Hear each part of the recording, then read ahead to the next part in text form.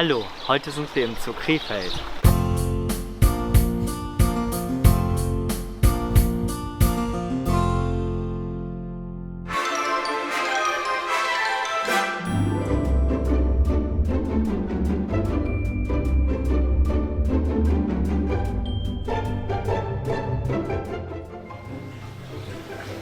Sieht man momentan auch, die haben hier wieder Eier abgelegt, die Schnecken.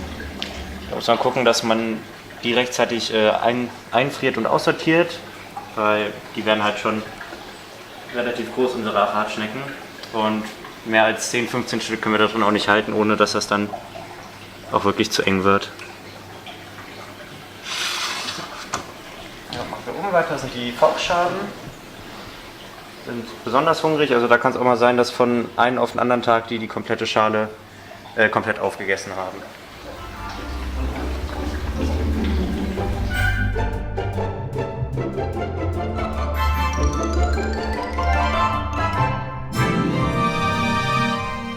Hier wieder abtrocknen, damit er nichts anfangen kann zu schimmeln über Nacht.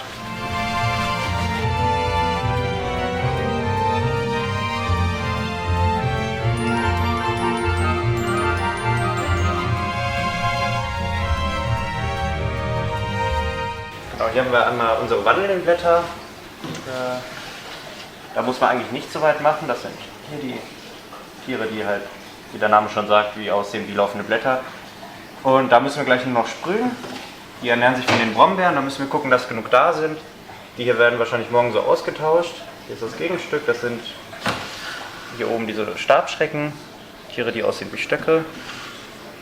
Ja. Aber da müssen wir, wie gesagt, heute nichts mehr dran machen. Und dann haben wir noch hier unseren Max.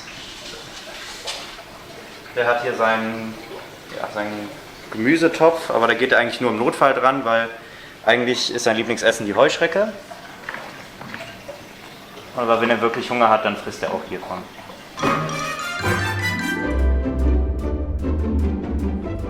Genau, wir haben auch quasi für jedes Tier hier eigene Bürsten, damit, falls eine Krankheit oder irgendwelche Bakterien, damit die nicht über diese Bürsten dann übertragen werden.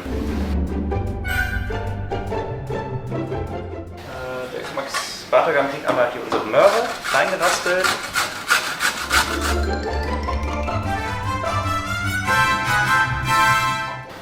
Dann kriegt er noch Salat.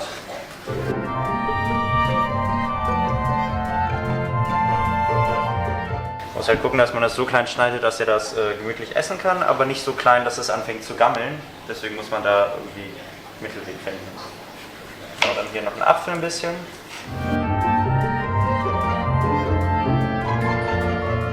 Und auch Zucchini, wie kann jedes Tier hier drin kann halt diese Zucchini essen, die ist eine Art Wunderfrucht.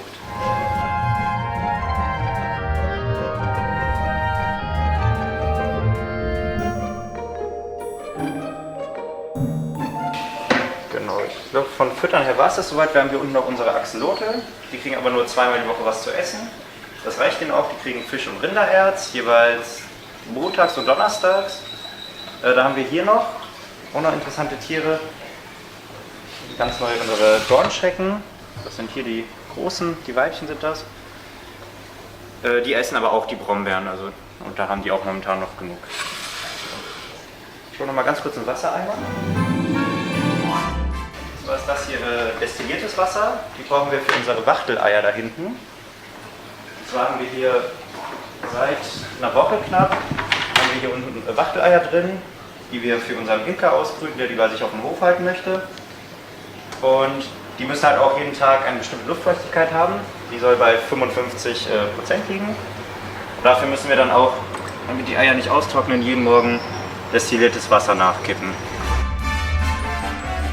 Und dann, ich meine, nach 19 Tagen, meine ich, war es, werden die dann nach oben gelegt, brüten da noch 3 Tage aus und dann kommen die ersten Wachtelbabys raus und piepsen hier rum. Besprüht werden muss noch. Dann haben wir viele Tiere, die zum Beispiel aus dem Regenwald kommen, wo es ja auch mehrmals täglich regnet.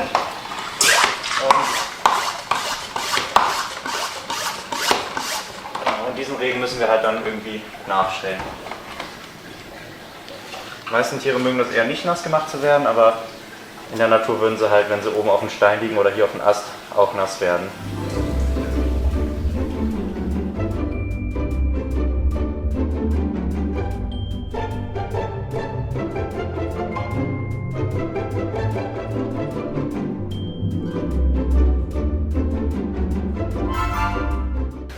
gerade die Schnecken mögen es sehr feucht, sehr nass.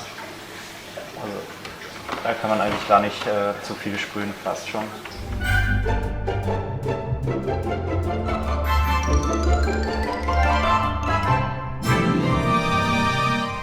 Drüben, was ich noch nicht gezeigt habe, das sind unsere fleischfressenden Pflanzen. Mal kurz die Tuch holen.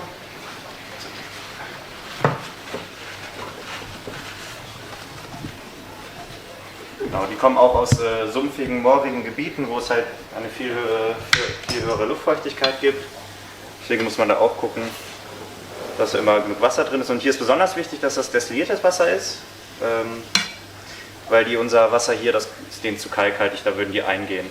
Das heißt, auch wenn man sich die zu Hause hält, besser mit destilliertem Wasser füttern.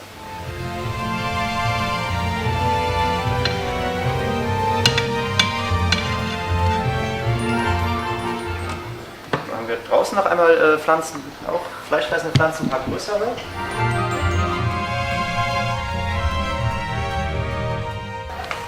Auch Pfadvertigen. Also die sind jetzt alle neu angepflanzt worden dieses Jahr. Da haben wir zum Beispiel hier die bekannteste, die Venusfliegenfalle. Mussten wir leider ein Gitter drum bauen, weil viele Besucher da reinfassen und davon gehen diese Pflanzen kaputt. Weil jedes Mal, wenn die zuschnappen und dann doch nichts zu essen haben, ist das ein zu großer Energieverlust für die. Und davon können dann auch diese Fangkörbe abfallen. Genau, und die wir hier haben, die großen, diese Schlauchtrichterpflanzen, die haben jetzt auch den Winter überlebt, die haben wir mit Blättern und Jutesäcken abgedeckt und die haben jetzt sind sie auch ganz gut gekommen dieses Jahr.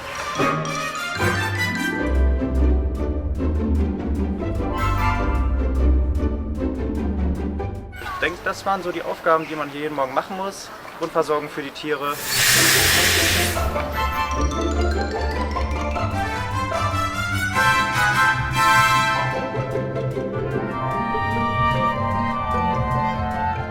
Schreibt jetzt eure Fragen in die Kommentare, vergesst nicht dem Video ein Like zu geben und damit ihr kein neues Video mehr verpasst, könnt ihr unseren Kanal kostenlos abonnieren.